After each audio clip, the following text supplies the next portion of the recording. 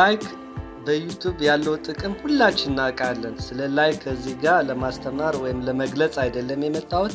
ዩቲዩብ አዲስ አሰራር በላይክ ይዞ መጥቷል።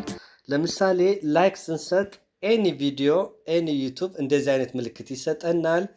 እንደገና በኮሜዲ ምንሰራ የእንደዚህ አይነት ምልክት ይሰጠናል። በኳስ ዙሪያ ስንሰራ ደግሞ የዚህ አይነት የሬስቶራንት የምግብ ስንሰራ የዚህ አይነት እንዲያሳየን የሚያደርግ አሰራር ይዞልን መጥቷል።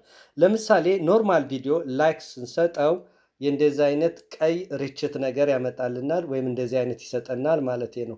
እና በካታጎሪ ስንሰራቸው እያንዳንዱ ለተመልካች የሚያረካ ነገር ይዞልን መጥቷል። ለምሳሌ በኮሜዲ ስንሰራ የእንደዚህ አይነት ያመጣልናል፣ እንደዚህ ፈኒ ነገር ማለት ነው፣ ኢሞጂ። በመቀጠል ደግሞ ለምሳሌ በኳስ ዙሪያ ስንሰራ የእንደዚህ አይነት ምልክት ያመጣልናል ማለት ነው። እንዴት ነው የሚመጣው? እያንዳንዱ ወደ ኋላ መጨረሻ አሳያችኋለሁ ማለት ነው። አጭር ቪዲዮ ነች፣ የ2 ደቂቃ ስለሆነች እስከ መጨረሻው አዩት። እንደገና በሙዚቃ ዙሪያ ክላክሲክ ምናምን ስንሰራ ደግሞ የእንደዚህ አይነት የሙዚቃ ኢሞጂ ያመጣልናል፣ ምልክት ያደረኩበት እያያችሁት ነው።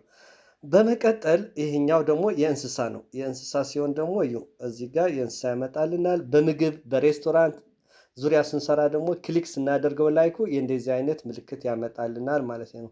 በመቀጠል በፊልም ስንሰራ ደግሞ እዩት፣ ሲምቦሏን የፊልም ክሊክ ስናደርገው ላይክ የእንደዚህ አይነት የፊልም ያመጣልናል ማለት ነው። የተለያዩ ካታጎሪዎች አሉ፣ የተለያዩ ካታጎሪ ይሰጠናል። በትምህርት ዙሪያ ከሆነ ደግሞ እንደዚህ የአምፖል ምልክት ይሰጠናል። እንዴት ነው የሚመጣ የሚል እናያለን። ይህኛው በታይትላችን አንድ ኢሞጂ የሚገልጽ የሬስቶራንት ከሆነ የሬስቶራንት፣ ስለ ኳስ ከሆነ የኳስ አንድ እናስቀምጥ።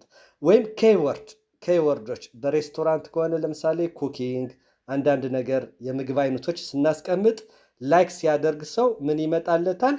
የእንደዚህ አይነት ቅድም ያሳየኋችሁ ምልክቶች ይመጣል። በጣም ጠቃሚ ነገር ነው። ላይክ ማለት ምንድን ነው? አንዱ ቫይራል ከሚያደርግልን ነው። ብዙ ሰው ላይክ ካደረገን ቪዲዮችን ምንድነው ቫይራል ይሆናል ማለት ነው። እስካሁን እንዳያችሁት ይመስላል። እንደወደዳችሁት ተስፋ እናደርጋለን። ለሌሎች ሰዎችም እንዲደርስ ሼር በማድረግ ተባበሩን።